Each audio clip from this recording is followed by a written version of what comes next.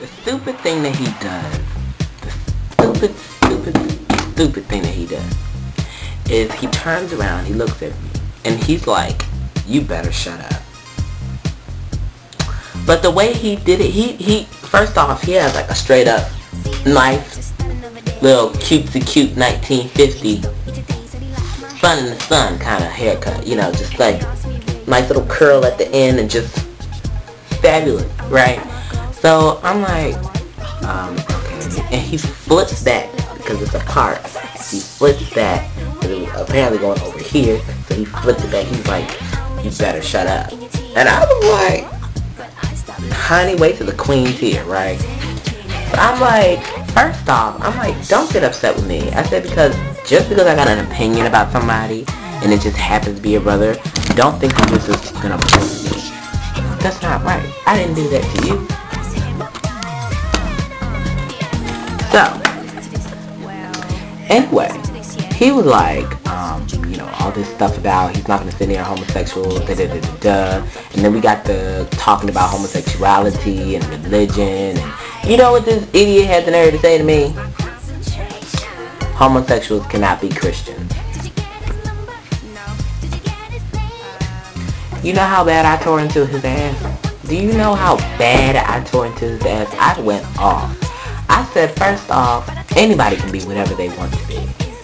Secondly, what political stance are you? He was like, oh, I'm a pro-Republican. Let's back this up just a bit. You're white, you're Republican, you're homophobic, and you're a Christian. I don't know about all the rest of y'all, but these four factors are enough to get me riled up. And race doesn't have much to do with it, though it is a small factor if you play it in, or if you allow it to play in. I did, so therefore, let me just clarify that up.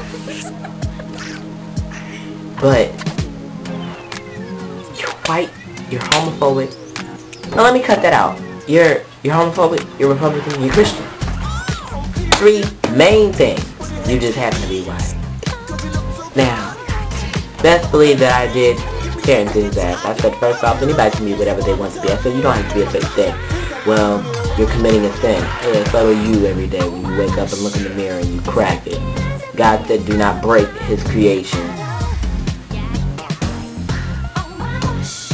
Anyway. So he was like, you know, so me and him got into it, and I was like, oh, shut up, all sorts of things, and whatever. And then he was like, well, you know, when you go to hell, don't say nothing. I'm like, yeah, honey, yeah, whatever. And, you know, I don't listen to that stuff, not because, you know, I'm trying to block anything out. It's just because, okay, I've heard it all before. You're going to have to think of something new. If you honestly want to sit there and get me to stop being gay, that's not the way you do it. You don't just banish me to hell. That's first off, and you definitely don't tell me what I can and cannot do. That is something that you don't do. That is a no-no with me. So, my point being, just let this be a lesson to you. Don't cross me. Now, understanding that the little brother is him, the reason why I say it's hereditary is because the boy that I had said that was an ignorant ass, that's his brother. And he was like, oh, well, he acts just like me. I said, well, let me just let you know one little thing. You're not always going to be around.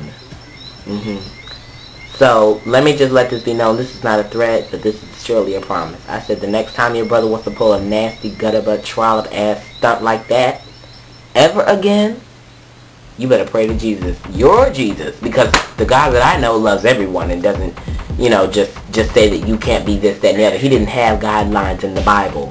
It's the one that you rewrote. Anyway, shutting your mouth and speaking from mine. Like I was saying,